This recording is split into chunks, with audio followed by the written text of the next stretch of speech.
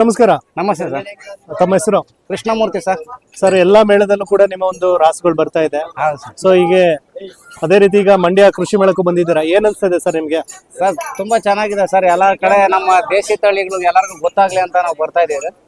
ಮತ್ತೆ ನಮ್ಮ ಇಲ್ಲಿರೋ ಕುಲಪತಿ ಅವರೇ, ನೀವು ಜಿಕೆ ವಿಕೆನ ಕೃಷಿ ಮೇಳದಲ್ಲಿ ತುಂಬಾ ಚೆನ್ನಾಗಿದೆ, ಎಲ್ಲಾ ತಳಿಗಳು ನಮ್ಮ ಭಾಗದ ರೈತರಿಗೂ ಪರಿಚಯ ಆಗ್ಲಿ ತಗೊಂಬಂದಿ ಅಂತ ಹೇಳಿದ್ರೆ. ಸೊ ಈಗ ನೀವು ಕೈಲಿ ಇಟ್ಕೊಂಡಿದ್ದೀರಲ್ಲ, ಹೌದು ಸರ್, ಎಲ್ಲಾ ತಳಿಗಳ ಬಗ್ಗೆನೂ ಈಗ ಮಾಹಿತಿ ಕೊಡ್ತೀನಿ ನಿಮ್ಮ ಹತ್ರನೇ. ಸೊ ಏನ್ ತಳಿ ಸರ್ ಇದು? ಇದು ಬಂದು ಪುಂಗನೂರು ತಳಿ ಸರ್. ಪುಂಗನೂರು ಅಂತ. ಪುಂಗನೂರಲ್ಲಿ ಸ್ವರ್ಣ ಕಪ್ಪಿಲ್ಲ, ಇದು ಬಹಳ ಅಪರೂಪ. ಇದು ನೋಡಿ, ನೀವು ನೋಡ್ಬೋದು, ಕೊಂಬು ಸಹ ಏನಿದೆ ಸ್ಕಿನ್ ಕಲರ್ ಅದೇ ಇದೆ ನೋಡಿ. ಓಕೆ, ಸ್ಕಿನ್ ಕಲರ್ ಇದೆ. ಮತ್ತೆ ಮೂತಿ ನೋಡಿ, ಇದೆಲ್ಲ ಬ್ಲಾಕ್ ಇರುತ್ತೆ. ಬೇರೆ ಹಸುಗಳು ನೋಡಿ ಮುಂದೆ ಎಲ್ಲ ಬ್ಲಾಕ್ ಇರುತ್ತೆ. ಓಕೆ, ಬ್ಲಾಕ್ ಇರುತ್ತೆ, ಬಟ್ ಇದು ಬಂದ್ಬಿಟ್ಟು ಸ್ವರ್ಣ ಅಂತ. ಕಾಲು ಉಗುರು ನೋಡಿ, ಎಲ್ಲ ಕೂಡ ಬ್ರೌನ್ ಕಲರ್ ಇದೆ ಪೂರ್ತಿ. ಅದರಿಂದ ಪ್ಯೂರ್ ಸ್ವರ್ಣ ಕಪ್ಪಿಲ್ಲ, ಇದು ಸ್ವರ್ಣ ಅಂತ ಅಂದ್ಬಿಟ್ಟು ಬಹಳ ಅಪರೂಪ ಸರ್. ಇದು ಬಹಳ ಅಪರೂಪನಾ? ಸೊ ಎಲ್ಲಾ ಕೂಡ ಬ್ರೌನ್ ಕಲರ್, ಬ್ರೌನ್ ಅಂದ್ರೆ ಗೋಲ್ಡನ್ ಬ್ರೌನ್ ಅಂತ ತಳಿ ಸಿಗೋದೇ ಅಪರೂಪ. ಅದರಲ್ಲಿ ಸ್ವರ್ಣ ಕಪಿಲ ಇನ್ನ ಅಪರೂಪ. ಹೌದಾ ಸರ್? ಈಗ ಏನು ರೇಟ್ ಹೇಳ್ಬೋದು ಸರ್ ಇದಕ್ಕೆ ಕೂಡ? ಸರ್, ಇದು ಬೆಲೆ ಕೇಳೋದಕ್ಕೆ ಹೋದ್ರೆ ಇದು ತುಂಬಾ ಇದೆ, ಯಾರು ಎಲ್ಲ ಸಿಗ್ತಾ ಇಲ್ಲ. ಹೈದರಾಬಾದ್ ಅವರ ಹತ್ರ 5 ಲಕ್ಷ ಕೇಳಿದಾರೆ. ಓಕೆ, ಸೆಮೆನ್ ತೆಗಿತೀವಿ, ಒಂದು 6 ತಿಂಗಳು ಕೊಡಿ ಅಂತ. ಓಕೆ, ಇನ್ನ ಕೊಟ್ಟಿಲ್ಲ ಸರ್, ಮುಂದಕ್ಕೆ ನೋಡೋಣ, ಆದ್ರೆ ಮಾಡ್ಸೋಣ. Okay, fine sir. ಈಗ ಬೇರೆ ಬೇರೆ ತಳಿಯ ಒಂದು ರಾಸುಗಳ ಬಗ್ಗೆ ಮಾಹಿತಿ ಕೊಡ್ತೀರಾ? ಕೊಡೋಣ ಸರ್. ಸರ್, ಇದು ಕೂಡ ಪುಂಗನೂರು ಅಲ್ವಾ? ಹೌದು. ಈಗ ನೀವು ಹೇಳಿದ್ರಿ ಬೇರೆ ಪುಂಗನೂರು ಬ್ರೀಡ್ಗೆಲ್ಲ ಏನು ಮೂತಿ ಅದೆಲ್ಲ ಬ್ಲಾಕ್ ಕಲರ್ ಇರುತ್ತೆ. ಸೊ ಇದು ಕೊಡೋದಿದ್ರೆ ಎಷ್ಟು ರೇಟ್ ಹೇಳ್ಬೋದು ಸರ್ ಇದಕ್ಕೆ? ಸರ್, ಇದು 4 ಲಕ್ಷ ಹೋಗುತ್ತೆ ಸರ್. 4 ಲಕ್ಷ. ಏನ್ ಸ್ಪೆಷಲ್ ಅಂದ್ರೆ ತಿರುಪತಿ ವೆಂಕಟರಮಣ ಸ್ವಾಮಿಗೆ ಹಾಲು ಮತ್ತೆ ತುಪ್ಪ ಅಭಿಷೇಕ ಮಾಡೋದು. ವಿಷ್ಣು ತಪಸ್ ಗುತ್ತದಲ್ಲಿ ಹಾಲು ಕೊಟ್ಟಿರೋ ಹಸು ಇದಾಗಿರೋದ್ರಿಂದ ತಿರುಪತಿಗೆ ಇದ್ರದ್ದು ಹಾಲು ಮತ್ತೆ ತುಪ್ಪ ಪ್ರತಿ ಶುಕ್ರವಾರ ಅಭಿಷೇಕ ಮಾಡೋದು ಉಪಯೋಗ ಮಾಡ್ತಾರೆ. ಮತ್ತೆ ಪ್ರಧಾನಿ ನಮ್ಮ ನರೇಂದ್ರ ಮೋದಿಜಿ ಸಹ ಇದೊಂದು 5 ವರ್ಷ ಸಾಕಿದ್ದಾರೆ. ಬಹಳ ಫೇಮಸ್. ಇಡೀ ಇಂಡಿಯನ್ ಅಲ್ಲಿ ಒಂದು 2000 ಹಸು ಇದೆ. ಅದರಲ್ಲೂ ಬಹಳ ಹಳಿ ಮಿಂಚಿನಲ್ಲಿರುವಂತ ದೇಶಿ ತಳಿ ಇದು. ಹೌದಾ? ಓಕೆ, ಈಗ ಬೇರೆ ತಳಿಗಳನ್ನ ಇದ್ ಮಾಡ್ಕೊಡಿ. ಇದು ಯಾವ ತಳಿ ಸರ್? ಕಿಲಾರಿ ತಳಿ ಸರ್. ಇದು ಕಿಲಾರಿ ನಮ್ಮ ಉತ್ತರ ಕರ್ನಾಟಕದ ಭಾಗದ ವ್ಯವಸಾಯಕ್ಕೆ. ನಮ್ಮ ದಕ್ಷಿಣ ಕರ್ನಾಟಕದಲ್ಲಿ ಏನು ಹಳ್ಳಿಕಾರು ಅಂತೀವಿ, ಉತ್ತರ ಕರ್ನಾಟಕದಲ್ಲಿ ಕಿಲಾರಿ ಸರ್. ಅದೇ ಈಗ ಸುಮಾರು ಜನ ಎಲ್ಲ ರೇಸ್ ಗಾಡಿ ಕೊಡ್ತಾರಲ್ಲ, ಅದೇ ಮತ್ತೆ ಉಳಿಮೆ ಒಳ್ಳೆ ತಳಿ. ಅಲ್ಲಿ ಕಪ್ಪು ಮಣ್ಣು ಆಗಿರೋದ್ರಿಂದ ವ್ಯವಸಾಯಕ್ಕೆ ಬಹಳ ಯೋಗ್ಯ ತಳಿ. ಅಂತ ಬಿಸಿಲಿದ್ರು ತಳಿತವೆ. ದಿನಕ್ಕೊಂದು 12 ರಿಂದ 16 ಗಂಟೆ ವ್ಯವಸಾಯ ಮಾಡುವಂತ ಕೆಪಾಸಿಟಿ ಇದೆ ಈ ತಳಿಗೆ.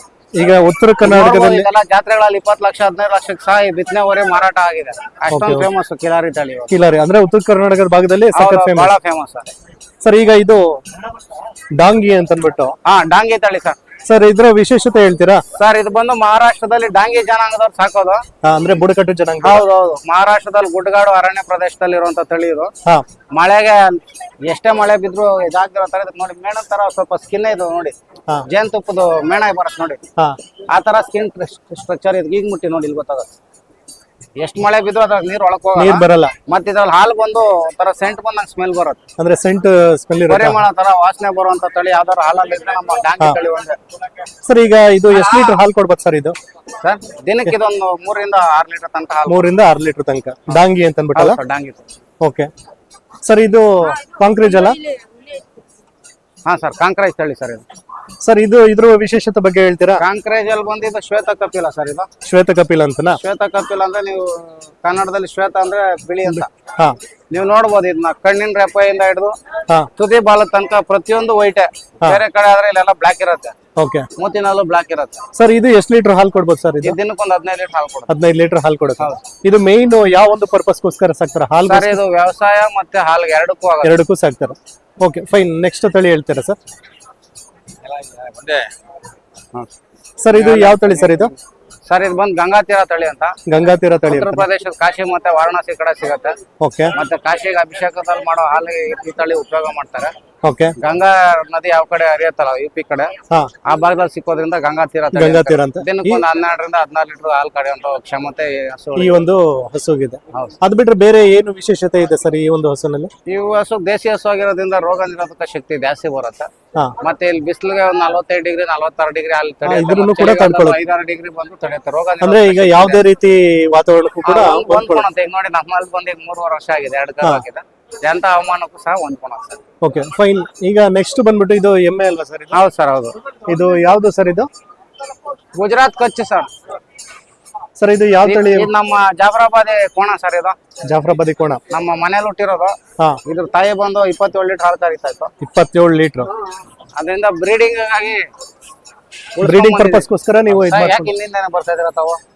ಬ್ರೀಡಿಂಗ್ ಪರ್ಪಸ್ಗೋಸ್ಕರ ಆರಾಮಾಗಿ ಬ್ರೀಡಿಂಗ್ ಬ್ರೀಡಿಂಗ್ ಪರ್ಪಸ್ ಮಾಡ್ತಾ ಇದೀವಿ ಓಕೆ. ಈಗ ಈ ಒಂದು ತಳಿಯ ಒಂದು ಎಮ್ಮೆಗಳು ಎಷ್ಟು ಲೀಟರ್ ಹಾಲು ಕೊಡ್ಬೋದು ಸರ್ ಈಗ? ಸರ್ ಈ ತಳಿ ಎಮ್ಮೆಗಳು ಕನಿಷ್ಠ ಒಂದು 15 ರಿಂದ 30 ಲೀಟರ್ ಹಾಲು ಕರೆಯುವಂತ ಹಸುಗಳು ಎಮ್ಮೆಗಳು ಇವೆ ಸರ್. ಇವಾಗ 15 ರಿಂದ ಮಿನಿಮಮ್ 15, ಮ್ಯಾಕ್ಸಿಮಮ್ 30 ಲೀಟರ್ 32 ಲೀಟರ್ ತನಕ ಕರೆಯೋ ಉದಾಹರಣೆಗಳಿದೆ ಇದ್ದಾರೆ.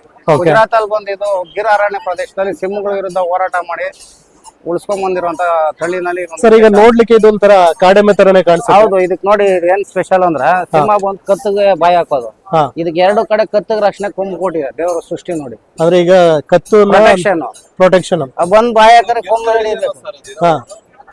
ಜಾಫ್ರಾಬಾದಿಂದ ಸರ್ ಇದು ಅದೇ ಎಮ್ಮೆಗಳಲ್ಲಿ ಜಾಫ್ರಾಬಾದ್ ಗೂಗಲ್ ಅಲ್ಲಿ ಸರ್ಚ್ ಮಾಡಿ ಇದು ಗಿರ್ ಅರಣ್ಯ ಪ್ರದೇಶ ಇದ್ದೇನೆ ಸರ್. ಈಗ ಈ ಒಂದು ಈಗ ಕೊಂಬಿನ ಮೇಲ್ಗಡೆ ಇಲ್ಲ ಸ್ವಲ್ಪ ಸಾಫ್ಟ್ ಬರುತ್ತಾ ಇದು?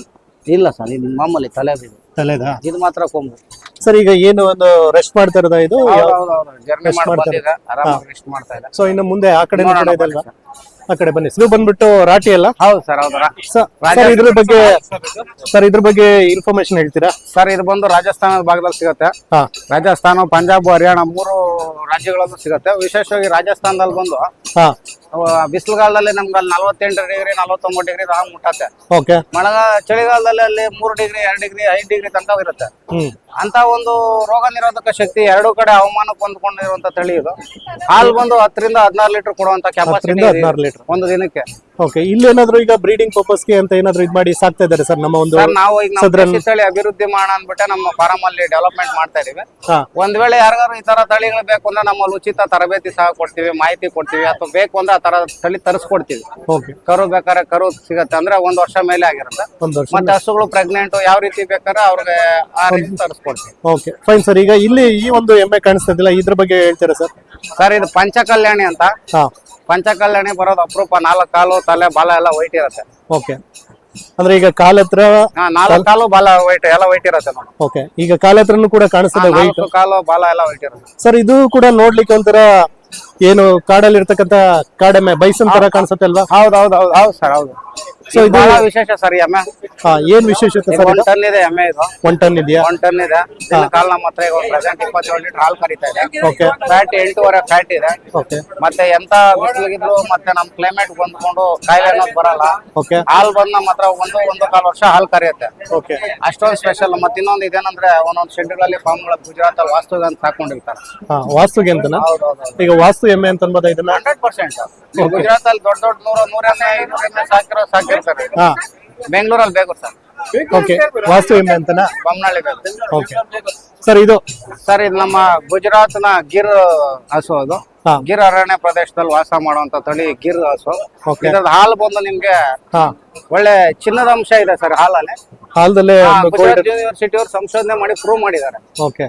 ಮತ್ತೆ ಫ್ಯಾಟ್ ಬಂದು 4 ರಿಂದ 4.5 ಫ್ಯಾಟ್ ಬರುತ್ತೆ. ಸೊ ಈ ಒಂದು ನಮ್ಮ ಒಂದು ದಕ್ಷಿಣ ಭಾಗದಲ್ಲಿ ಈಗ ಇತ್ತೀಚೆಗೆ ಇದ್ರ ಒಂದು ಸಂತತಿ ಜಾಸ್ತಿ ಆಗ್ತದಲ್ಲ ಸರ್?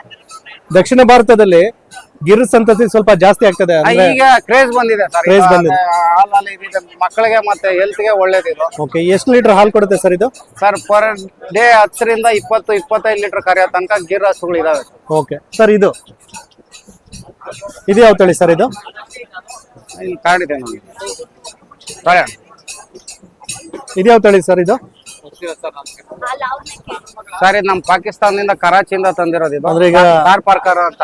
ಕಾರ್ ಪಾರ್ಕರ್ ದಿನಕ್ಕೆ 15 ಲೀಟರ್ ಹಾಲು ಕೊಡಕ. ಸೊ ಈಗ ಇದ್ರ ಒಂದು ತಳಿಯ ವಿಶೇಷತೆ ಏನು ಸರ್? ಇದು ಬಂದು ತಾರ್ ಮರುಭೂಮಿ ಮುಂಚೆ ನಮ್ಮ ಭಾರತ ಪಾಕಿಸ್ತಾನ ಡಿವೈಡ್ ಆದಾಗ ಆಗಿರೋದು.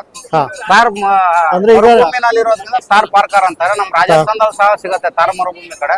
ಇದೇನಂದ್ರೆ ಬೇಸಿಗೆ 50 ಡಿಗ್ರಿ ಬಿಸಿಲು ತಡೆಯುತ್ತೆ. ಹವಾಮಾನ ಎಷ್ಟೇ ಇದ್ರೂ ಕೂಡ ಒಂದು ಹೀಟ್. ಚಳಿಗಾಲದಲ್ಲಿ 2 ಡಿಗ್ರಿ 3 ಡಿಗ್ರಿ ತಡೆಯುತ್ತೆ. ದಿನಕ್ಕೆ 30 ರಿಂದ 40 ಕಿಲೋಮೀಟರ್ ಮರಳುಗಾಡಲ್ಲಿ ಓಡಾಡ್ಕೊಂಡು ಮೈಕೊಂಬಂದು ಹಾಲು ಕೊಡುವಂತ ತಳಿ ಇದು. ಬಹಳ ಸ್ಪೆಷಲ್ ಸರ್ ಇದು. ಬಹಳ ಸ್ಪೆಷಲ್. ಸೊ ಈಗ ನಿಮ್ಮ ಒಂದು ಫಾರ್ಮ್ ಅಲ್ಲಿ ಈಗ ನೀವು ಹೇಳಿದ್ರೆ ಆಲ್ಮೋಸ್ಟ್ ಎಲ್ಲ ಒಂದು ದೇಶೀಯ ತಳಿಯ ಒಂದು ರಾಸುಗಳನ್ನ ಸಾಕ್ತಾ ಇದ್ದೀರಾ ಅಂತ ಉಚಿತವಾಗಿ ತರಬೇತಿ ಅಂತ ಹೇಳಿದ್ರಲ್ಲ ಸರ್? ತಿಂಗಳಲ್ಲಿ ಯಾವ ದಿನ ಒಂದು ತರಬೇತಿಯನ್ನ ನೀವು ಕೊಡ್ಬೋದು ಸರ್? ನಮ್ಗೆ ಫೋನ್ ಮಾಡ್ಕೊಂಡ್ ಬರ್ತಾ ಇರ್ತಾರೆ. ಬೆಳಗ್ಗೆ 5 ರಿಂದ ರಾತ್ರಿ 9 ತನಕ ನಾವು ಫಾರಂ ಓಪನ್ ಇರುತ್ತೆ. ನಾನು ಇಲ್ಲ ಹೋದ್ರು ನಮ್ಮ ಮ್ಯಾನೇಜರ್ ಕೆಲವೆಲ್ಲ ಮಾಹಿತಿ ಕೊಟ್ಟಿರ್ತೀವಿ. ಬರೋ ಹೋದ್ರು ನಾನಿರೋ ಟೈಮಲ್ಲಿ ಬಂದು ಅವ್ರಿಗೆ ಯಾವ ತಳಿ ಬೇಕು ಅಂದ್ರೆ ಆ ತಳಿ ಬಗ್ಗೆ ಮಾಹಿತಿ ಕೊಡ್ತೀವಿ. ಅಥವಾ ಎಷ್ಟು ಹಾಲು ಕರೀತದೆ ಅಂತ ಅವರೇ ಲೈವ್ ನೋಡ್ಬೋದು. ಯಾವ ರೀತಿ ನಾವು ಮೇಯಿಸ್ತೀವಿ, ಯಾವ ರೀತಿ ಫುಡ್ ಕೊಡ್ತೀವಿ ಅನ್ನೋದೆಲ್ಲ ನೋಡ್ಕೊಂಡು ಯಾವ ರೀತಿ ತಳಿ ಬೇಕು. ಕೆಲವರು ಇಂಟ್ರೆಸ್ಟ್ ಬೀಳ್ತಾರೆ, ನಮ್ಗೆ ಈ ತರ ತಳಿ ಕೊಡ್ಸಿರ್ತಾರ ಅಂದಾಗ ಅವ್ ಕೆಲವರು ಅವ್ರ ಇಂಟ್ರೆಸ್ಟ್ ಇದ್ದು ಅವರೇ ಬರೋಂಗಿದ್ರೆ ಅವ್ರನ್ನೇ ಸಹ ಕರ್ಕೊಂಡು ಹೋಗ್ತೀವಿ ಅಲ್ಲಿ ಆ ಪ್ರದೇಶದಲ್ಲಿ ತರ್ತೀವಿ ಅಲ್ಲಿ. ಕೆಲವ್ರು ಬರಕ್ ಆಗ್ದಿರ ಸರ್ ನೀವೇ ತಂದು ಕೊಡಿದೀವಿ ಫಾರಂ ಮೇಲೆ ನಮ್ ನಂಬಿಕೆ ಇದೆ, ನಮ್ಗೆ ಅಷ್ಟೊಂದು ಸಮಯ ಇಲ್ಲ ಅಂತಾರ. ಆ ರೀತಿ ಅವ್ರಿಗೆ ಏನ್ ಅನುಕೂಲ ಇದೆ ಅಂದ್ರೆ ಅವರ ಒಂದು ಕನ್ವಿನಿಯಂಟ್ಗೆ ನೀವು ಇದ್ convenient ಮಾಡ್ಕೊಡ್ತೀರಾ. ಪ್ರಕಾರ ಮಾಡ್ಕೊಡ್ತೀವಿ. ನಮ್ಮ ಉದ್ದೇಶ ಏನಂದ್ರೆ ದೇಶಿ ತಳಿಗಳ ಅಭಿವೃದ್ಧಿ ಆಗ್ಬೇಕು. HF ಜರ್ಸಿ ಕಡಿಮೆ ಆಗ್ಬೇಕು. ಯಾಕಂದ್ರೆ ಇವಾಗಿನ ಕಾಲದಲ್ಲಿ ನಮ್ಮ ಹುಡುಗರಿಗೆಲ್ಲ ಏನು ಸಿಗ್ತಾ ಇಲ್ಲ. ದೇಶಿ ತಳಿ ಹಾಲು ಕುಡ್ರೆ ಎಷ್ಟೋ ರೋಗ ನಿರೋಧಕ ಶಕ್ತಿ ಜಾಸ್ತಿ ಇದೆ. ಮತ್ತೆ ಇದು ಗೋಮೂತ್ರ ಕುಡಿದ್ರೆ ಒಂದ್ 200 ಕಾಯಿಲೆ ಗಂಟ ಬರಲ್ಲ. ಕ್ಯಾನ್ಸರ್ ಕೂಡ ನಿವಾರಣೆ ಮಾಡುವಂತದ್ದು ಇವತ್ತು ನಮ್ಮ ಡಾಕ್ಟರ್ DP ರಮೇಶ್ ಅವ್ರು ಕಂಡಿಡಿದಿದ್ದಾರೆ. ಓಕೆ. ಈಗ ನಾಡಿದ್ದು 6ನೇ ತಾರೀಕು ಫಂಕ್ಷನ್ ಇದೆ ಅದು ಬೆಂಗಳೂರಲ್ಲಿ. ಉಚಿತವಾಗಿ 100 ಜನಕ್ಕೆ ಫ್ರೀ ಟ್ರೀಟ್ಮೆಂಟ್, ₹1 ಕಾಸು ತಗೊಂಡಿರೋ ನಮ್ಮ ಡಾಕ್ಟರ್ DP ರಮೇಶ್ ಅನ್ನೋರು ಇದ್ರ ಬಗ್ಗೆ ಸಂಶೋಧನೆ ಮಾಡಿ 25 ವರ್ಷದಿಂದ ಅವ್ರು ಅದೇ ಪರಿಣಿತಿ ಪಡ್ಕೊಂಡಿದ್ದಾರೆ. ಓಕೆ. ಆದ್ರಿಂದ ದೇಶಿ ತಳಿಗಳು ಸಾಕಿದ್ರೆ ನಮ್ಗೆ ಅಷ್ಟೊಂದು ಬೆನಿಫಿಟ್ಸ್ ಇದೆ. ಮತ್ತೆ ಒಂದು ಹಸು ಇದ್ರೆ ನಿಮ್ ಕನಿಷ್ಠ ಒಂದು 25 ಎಕರೆ ಸಾವಯವ ಕೃಷಿ ಮಾಡ್ಬೋದು, ಯೂರಿಯಾ DAP ಏನು ಇಲ್ದಿರ. ಅದರಿಂದ ದೇಶಿ ಹಸುಗಳು ಸಾಕಿ. ಮತ್ತೆ HF ಜರ್ಸಿ ಅಂತಿರಲ್ಲ, ಜರ್ಸಿ ಕರಿಯೋದು ಒಂದು 7 ಲೀಟರ್, ದೇಶಿ ಹಸುನೇ ಕರಿಯುತ್ತಲ್ಲ 7 ಲೀಟರ್ ಕಾನ ಜಾಸ್ತಿ. ಅದರಿಂದ ದೇಶಿ ತಳಿ ಸಾಕಿ ಅಂತ ನಾವ್ ಹೇಳೋದು. ಓಕೆ ಫೈನ್ ಸರ್, ತಮ್ಮ ಫೋನ್ ನಂಬರ್ ಹೇಳ್ತೀರಾ? ಸರ್ 9972 508 500. Thank you sir.